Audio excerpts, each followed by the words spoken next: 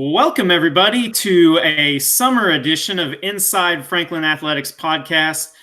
We heard your voices. You all said you missed us, and we needed to give the people what they wanted, and that is Inside Franklin Athletics podcast. I am Brian Powers. And I'm Chaz Hill. Chaz? Back. Yeah, looking good, Chaz. Have you gotten a haircut? Because I have not. I did, yes, I did. Thankfully. Yeah, I had to get a summer cut. I had to. I did not. I'm getting a little Noah Crow mullet in the back here. I kind of look like a mad scientist. I feel like a mad scientist. So with us today, we just decided we would do kind of a state of FCHS athletics podcast with everything going on with the coronavirus and just moving into the different stages, just the different phases that we've got. So with us today, we have Bill Doty, the FCHS athletic director, here to join us. Good morning. And, how are you? Good. I see you're back in your office. So how's that feel? Yeah, don't tell anybody. Okay. I'm not supposed to be in yet. No. It's fine. So I guess just give us a real quick update on kind of where we stand right now with what we're looking at. Yeah. Well, I tell you, if a couple words come to mind for the state of Franklin athletics, probably the state of athletics in general is hopeful and excited. Hopeful in a sense that the rest of June goes well. There's a lot of obviously baseball and softball travel sports. They're out there competing and playing games, and we really need a good rest of the month of June to go well and not see a huge uptick in COVID cases. And then we're excited. July 6th, according to the state, is our first day that we can come back on campus for coaches and athletes to get back together. So that's the Monday following, obviously, the July 4th weekend, our holiday weekend. And then it's a good time to start. It follows the moratorium week, what was going to be the moratorium week. So it was a natural starting point for July for athletes. So we're hopeful that everything goes well the rest of the month of June, and we're excited to be back on campus July 6th.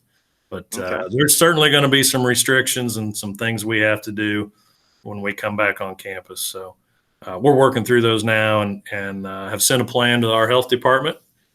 And we think we're going to be okay and get going. So, okay. Now, I know that we've received the packet of information, the recommendations and guidelines from the state. Yeah. From a coach's perspective, I know it sounds like you guys have kind of came up with a plan and trying to get it approved. Can you give any hints as to what, because those are all recommendations.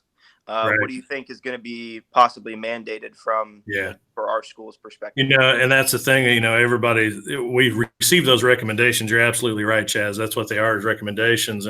But everything falls back to the local level for a decision and determining what best fits Franklin High School, Franklin Middle School to get kids back on campus. So from a coach's perspective, you will be required to wear face coverings when you're in a classroom setting, like a chalk talk setting.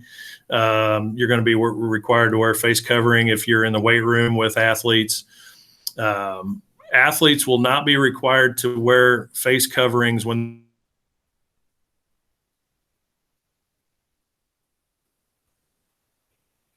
weight room or out on the field in some conditioning or running. That recommendation was that that's an option. Certainly they can wear them if they feel more comfortable in doing so. But I think it's just as a great a health risk if you're wearing a face covering out on the football field for some conditioning in July when it's 90 degrees. I don't think that's appropriate. And we're going to do what we can to maintain some social distances for those athletes in that first phase. So just to give you a rundown, phase 1 is July 6th through the 19th. And the focus then will be conditioning for athletes. I mean, obviously, Chaz, you run a lot. I see you running all the time down my street. You've taken this time to really better yourself and become a even better athlete than you were. Brian, on the other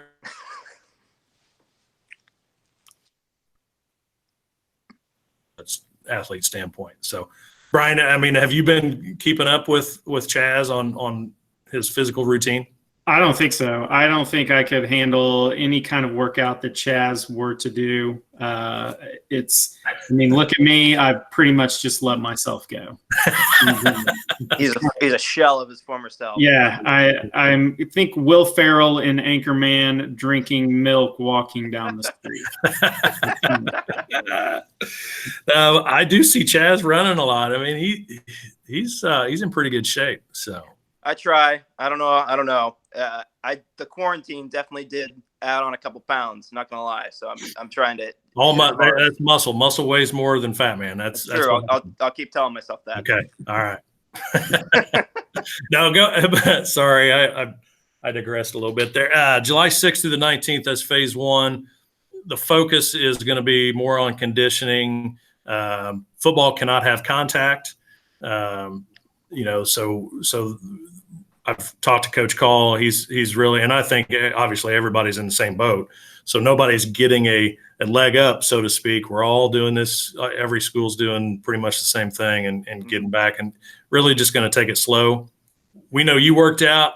I can't say that for every kid, every student athlete coming in. What's been their activity level while they've been at home. Some kids don't have an opportunity to get in the weight room. Some have.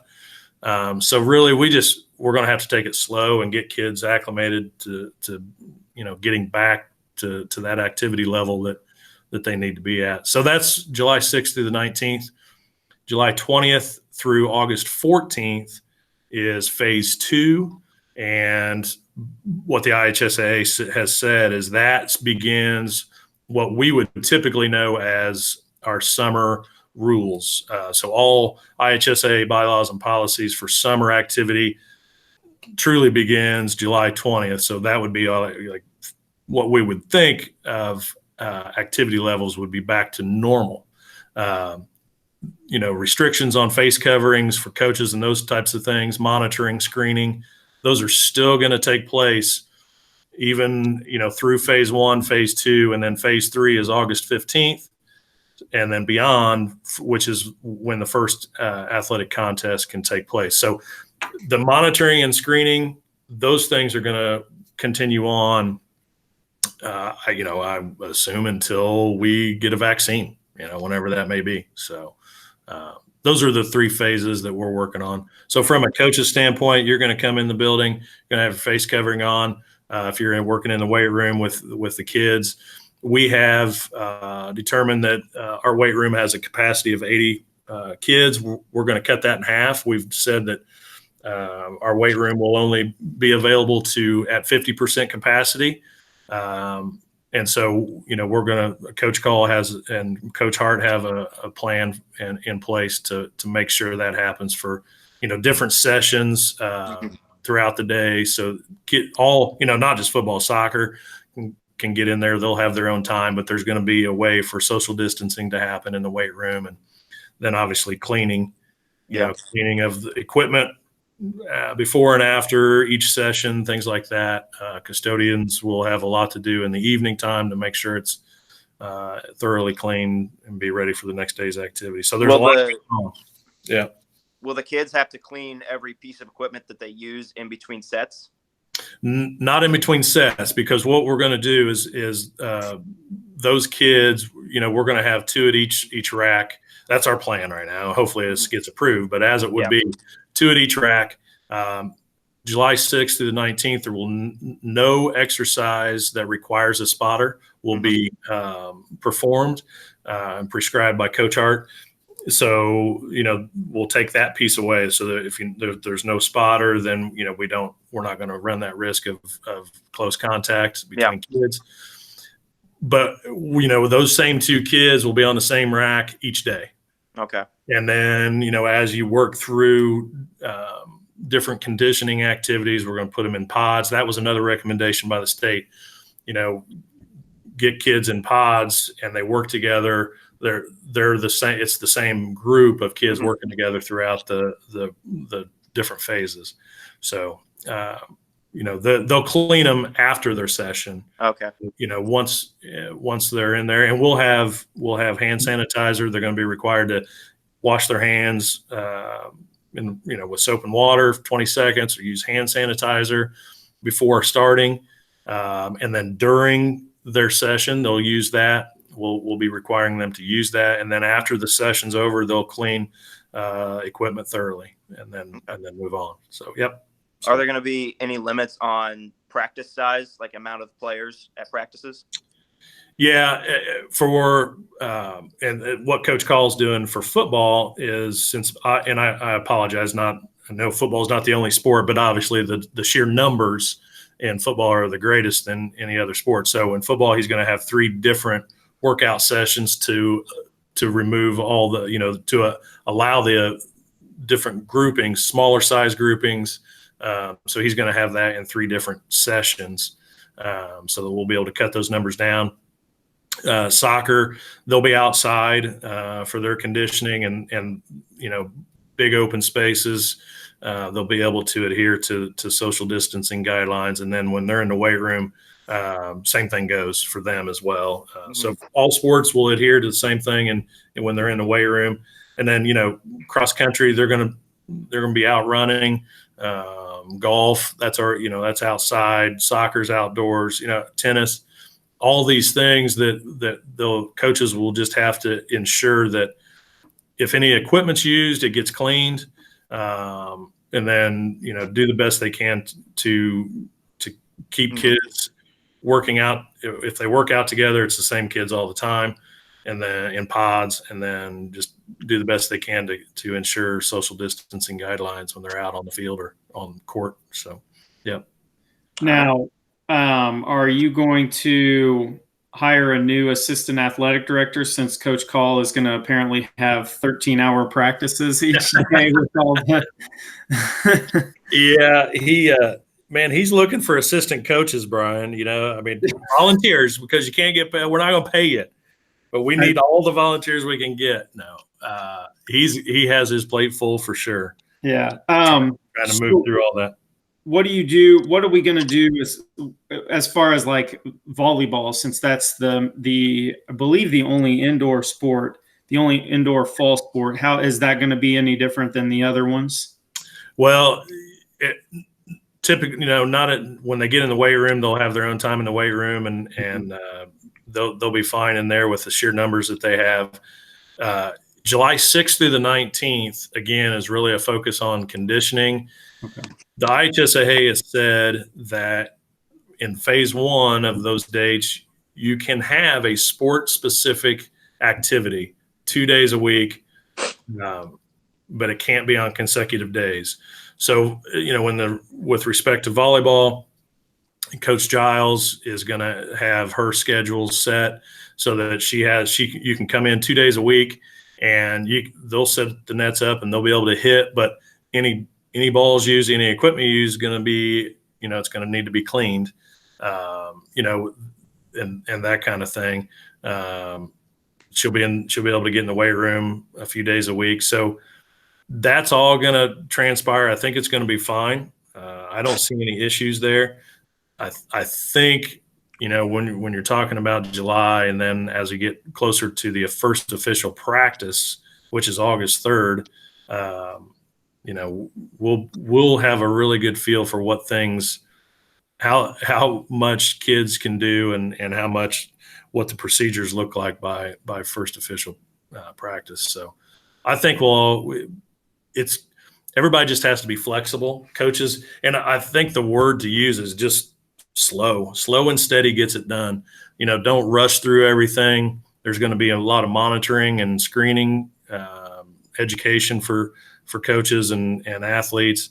Just take it slow, do what you can, and do things right, do it the right way, and we'll be fine. So that's really probably the message, is just start out slow and just be steady. So. So then in that last phase, because the August 15th, is that when that starts? August 15th, yeah, is the start of phase 3, which actually starts first official contests can happen August 15th. So one of the things, August 14th would have been our football scrimmage at Roncalli. Mm-hmm. And I believe that's actually going to be moved to August 15th so that they can have spectators, because if it was going to be on August 14th, there would have been no spectators because there's no spectators within phase 1 and phase 2. So August 15th starts the first official contest. That's when you can have spectators. And so that's, our soccer scrimmage will be that day, I believe, with Jennings County. I think it's on that day for girls and boys. And then our football scrimmage will be with Roncalli on August 15th. So girls golf starts. First official practice is July 31st. Their first official contest can be August 3rd. So that girls golf in the fall is the one sport that's different than any other sport as far as start timelines.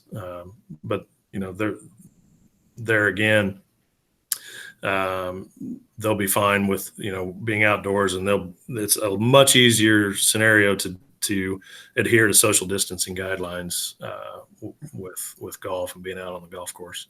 So yeah, but from a spectator standpoint, we're working right now. I don't know what the guidelines are going, or what our specific situation is going to look like at Franklin. When the football stadium or the soccer stands stadium, what are we going to be at a 50% capacity, 25%? We have not landed on anything like that yet. Those are conversations that are happening. That I would just say kind of stay tuned for that. We'll just have to work through that and have a plan in place before that happens, before those first contests. One of the things we know there's going to be a reduction in size of our spectators and at each contest. So we're working on a live stream for all of our home athletic events. It'd be a pay-per-view option for people that don't feel comfortable coming to an athletic contest or would really just maybe prefer to stay at home and have grandma and grandpa come over and order some pizza and watch the game on TV. There'll be some options. We're working on an option like that. It's actually probably going to be through a mid-state conference network. So more to come on that, but I think we're in a good spot. From Kevin Hankins does a lot of good stuff here at school with the FCTV, and obviously this podcast being one of them. It's one of the great things that we do here at Franklin High School. So I think we'll have a good option for people that don't feel comfortable coming to a game or won't be able to make it because we have restrictions on the amount of spectators. So that'll be coming. Any truth to the rumor that there will be Inside Franklin Athletics podcast pregame shows? Ooh, yes. I would love to see that happen. Maybe interview the opposing coach and our coach, before a contest, something like that. I think I want to do one during a football game, and then I can get Chaz on at halftime, and I ask him a question, and it's like maybe not the greatest half, and I just get, not right now, Brian, not right now. No, not talking about it right now. Do the halftime interview as the coach runs off the field. When everything's going south for us, and grab Chaz, and yeah, that'd be great. I would love Chaz, you seen any great movies right now? Seriously, Brian? No. And then he'll. But actually, really, there's this one that I did see, so I need to talk about it. Chaz, what do you have to do differently to keep Mooresville from scoring 5 touchdowns in the second half? Man, I don't really know. But we're going to work on that. We're going to talk about it. We're going to talk about that. It's something we got to work on. Hopefully I get a soundbite that's just as good as like a Coach Saban. Like, Yeah. I'm trying to run a program here. I'm trying. So as far as then, I guess this question is really more to Chaz. How are you like adjusting? How did you adjust over the summer? Like, were you able to do anything through Google Meets or anything like that? Or yeah, we've been talking to our players and holding little mini meetings. Mainly is like on the defense and like in individual positions, trying to make sure we're all on the same page and all that kind of stuff. So I've actually got one this Thursday talking to my cornerbacks about coverages and making sure that we can kind of hit the ground running, because we were supposed to have, probably at least 20 practices by now, including the springtime practices that we were supposed to have. So it's definitely, we need to be able to hit the ground and go as soon as we can. So we're doing that, is what we're doing. And I know, I'm sure for all, like the senior group, not only football, but just in general across the board, was a very good senior group. So there's a lot of teams at Franklin that are going to kind of be going in through a transition year. And this was a very important summer for them. So I think a lot of the teams will definitely have some transition. One more question, Bill, and I think I know the answer, but there's not going to be a moratorium week at all. Is that correct? Well, moratorium 3 months, right? Right. The answer to that is the moratorium week was waived by the IHSAA early on, I think back in April. Okay. However, moratorium week was going to be June 29th through July 6th or July 5th. Well, when we received the latest guidance from the DOE and the IHSAA and the governor's office, that they have said phase 1 starts July 6th. So while the moratorium week was waived, we really can't use it anyway now. So in effect, it's still in place. So does that make sense? I mean, that's a long way to say we're starting July 6th. And that's when we started. Like Chaz would still be able to have meetings with his players at a time when he normally wouldn't be able to, probably. Yeah. Yeah. So, true. If they wanted to have a meeting July 1st, then they could. True. Right. Okay. Right. Just they're not going to be on campus until July 6th. Right. Okay. All right. Yeah. Chaz, do you have anything else? Well, Bill, as you know, the NBA is starting, and they're all quarantined in Disney World, right? They have told the players that they cannot have doubles table tennis. Is our doubles tennis team been banned as well? I mean, these are important questions. These are important questions. No, they have not been banned, and they'll be ready to go. First official practice, August 3rd, they'll be ready to roll. Okay. All right. Yeah. I just had to be sure. Yeah. We're, hopefully taking some common sense approaches to things. So, yeah. Good question. You tell me the NBA is not taking common sense. I don't know. They're trying to start their own league. All right, Bill. Well, thank you so much. And we'll do this again next Friday, I believe, is the next time, just in case there's anything that's come out between now and then. And kind of if there's another time at some point in the summer that we need to catch up, or maybe one in the middle of July where we kind of give an update on how things are going.